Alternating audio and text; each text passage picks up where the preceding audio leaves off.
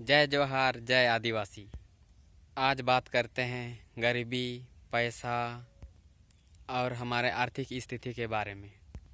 हम बात करते हैं 16वीं शताब्दी की, जब ईस्ट इंडिया कंपनी नहीं थी। तब हमारे पास रुपए मतलब मुद्रा नहीं थी। तब लोग सामान को कैसे खरीदते थे और बेचते थे। जब हमारे पास भारतीय रिजर्व बैंक नहीं हुआ करती थी, तब पुराने समय में लोग अपने सामान को बेचने के लिए दूसरे आदमी से अदला बदली करके अपना सामान का लेन देन करते थे। यह विधि वस्तु विनिमय का विधि था। काफ़ी समय पहले इसी विधि से सामान का लेन देन होता था। और अभी का टाइम पैसे यानी कि रुपए मुद्रा के तौर पर सामान का खरीद बिक्री होता है। आरबीआई रुपए जारी करने का मुख्य कारण क्या था, आज इस वीडियो में हम लोग जानते हैं। उससे पहले पहले जब आदमी लोग के पास पैसा नहीं हुआ करते थे, तब अपने सामान को बेचने के लिए बाज़ार में जाया करते थे। तब उसको जो चीज़ भी ज़रूरत होता था, तब अपने सामान को बेचने के लिए ऐसे आदमी को खोजना पड़ता था जो उस सामान की ज़रूरत हो और अपनी ज़रूरत को उस व्यक्ति से सामान के बदले ले लें। ऐसे वस्तु विनिमय का यानी सामान लेन देन का काम चलता रहा। यह बात जब पैसे यानी कि रुपए नहीं थी। वस्तु विनिमय नियम मतलब सामान के बदले सामान, ऐसा बहुत दिन तक चला। बाद में इसमें कुछ कुछ दिक्कतें आने लगी, जैसे कि बाहर के सामान को खरीदने के लिए उन्हें बहुत सारी दिक्कतें आईं। जैसे हम इस वीडियो में समझते हैं। जैसे कि मेरे पास धन है यानी कि धान है और किसी के पास गेहूं है। अगर उसको धान के अलावा किसी और चीज़ की ज़रूरत है, अगर नहीं है तो वह कैसे खरीदता। यही सब दिक्कत था उस टाइम। बाद में ईस्ट इंडिया कंपनी आने के बाद खरीद बिक्री के लिए एक मानक के रूप में सोना या चांदी का मानक रखा गया, जो कि कोई आकार का नहीं था। सोना और चांदी ही कितने वजन के अनुसार सामान का लेन देन किया जाता था पहले के समय में, जब ईस्ट इंडिया कंपनी हमारे देश में आया था। उस समय सोना का कीमत 10 रुपये बराबर 1 तोला सोना यानी कि 11.26 ग्राम था। उस समय 1 रुपये के बराबर 0.777 मिलीग्राम सोना हुआ करता था, जो कि आरबीआई के आने के बाद इसे मान्यता नहीं दी गई, क्योंकि अब फैक्ट करेंसी एक्ट चलती है और आरबीआई की धारा के अनुसार जितने भी सोना चांदी आरबीआई यानी कि बैंक रखेगी, उतने ही बराबर के रुपए उनको दिए जाएंगे। यानी जिनका सोना है उनको दिया जाएगा, ऐसा आरबीआई ने कहा था। आरबीआई पहले कहती थी कि नोट के बदले में सोना दिया जाएगा, पर अब नोट के बदले में सोना क्यों नहीं दिया जाता। इसका मुख्य कारण है, बहुत सारे लोगों को यह चीज़ पता ही नहीं है, अभी तक नहीं पता होगा। फैक्ट करेंसी नियम आने के बाद सोने के बदला रुपए नहीं, मतलब रुपए के बदले सोने नहीं दिया जाएगा बैंक द्वारा, साफ साफ आरबीआई ने कहा। यह धारा 26 के द्वारा दिया गया है। जो अभी के आरबीआई बैंक नोट होते हैं, वह लोगों के विश्वास और सरकार के बीच टिका हुआ है।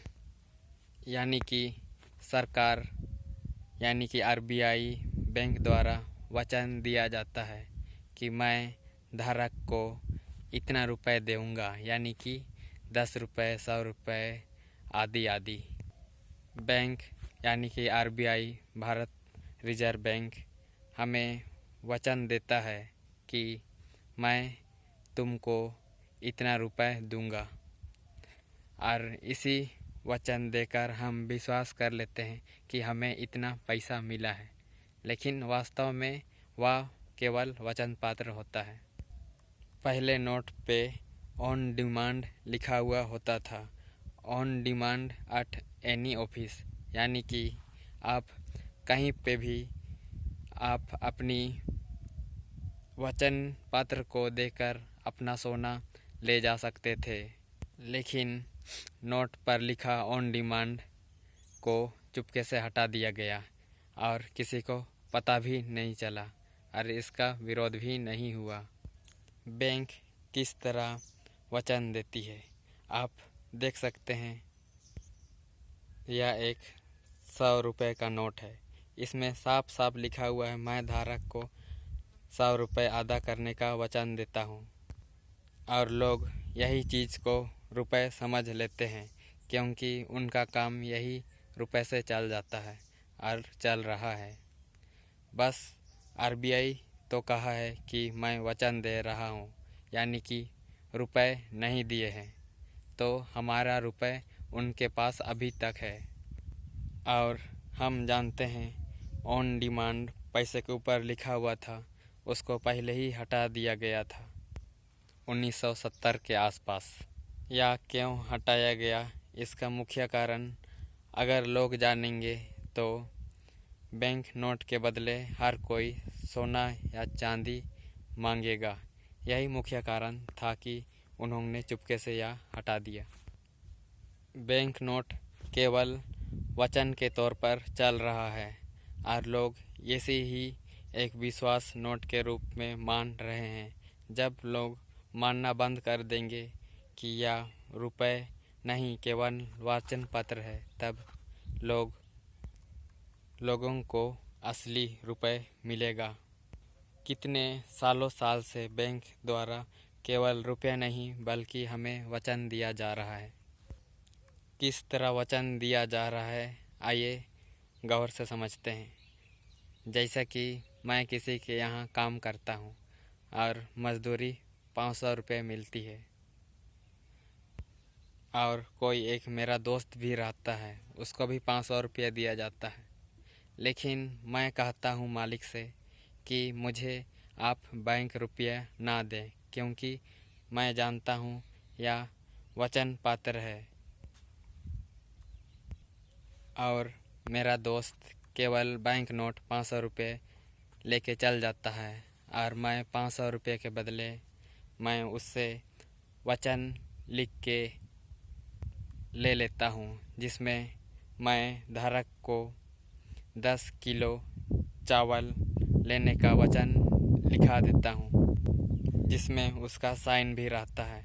और आजकल सर्दी का मौसम जो है और आग तपाकर ठंडा भगाया जाता है, तो दोनों दोस्त मान के चलते हैं जल जाता है वो कागज़, उसका बैंक नोट और मेरे द्वारा लिखवाया गया जो वचन पत्र, जो कि साधारण कागज़ में था। मेरे दोस्त यानी कि वह बैंक नोट तो जल गया, तो उसको आरबीआई कुछ नहीं देगी, लेकिन मैं उस मालिक के यहाँ जाकर बोल सकता हूँ कि वचन पत्र मेरा जल गया, तो जो रखा था, जो आपने वादा किया था 10 किलो चावल देने का, तो वह मुझे मिल जाएगा। तो आरबीआई इस तरह से हमें फ्रॉड कर रही है, केवल वचन पे वचन, वचन पे वचन दे रही है, पैसा यानी कि रुपया दे नहीं रही है। अगर वचन दे रही है तो पैसा क्यों नहीं दे रही है? अगर आप लोग यह रुपए, बैंक रुपए को ही रुपए मानते हैं, तो उसमें लिखा हुआ वचन क्यों है? ये चीज़ कमेंट में ज़रूर बताइए। रुपए एक हिसाब से देखा जाए तो एक ऊर्जा ही है। जब हम ऊर्जा को खर्च करते हैं तो उस ऊर्जा के बदले हमें रुपए दिया जाता है। यानी कि हम किसी के यहाँ मजदूरी या किसी को सेवा देते हैं, उसके बदले हमें रुपए या अनाज मिल सकता है। तो आप बताइए आपको ऊर्जा कहाँ से मिलती है, या कमेंट ज़रूर करें और मेरे चैनल को सब्सक्राइब करें। और हम अगले वीडियो में ऐसे ही आर्थिक स्थिति और नए नए जानकारी के लिए आपसे जुड़े रहेंगे। इसलिए मेरे चैनल रोशन एलडी ब्लॉग को सब्सक्राइब करें, लाइक करें और कमेंट तो ज़रूर करें। धन्यवाद।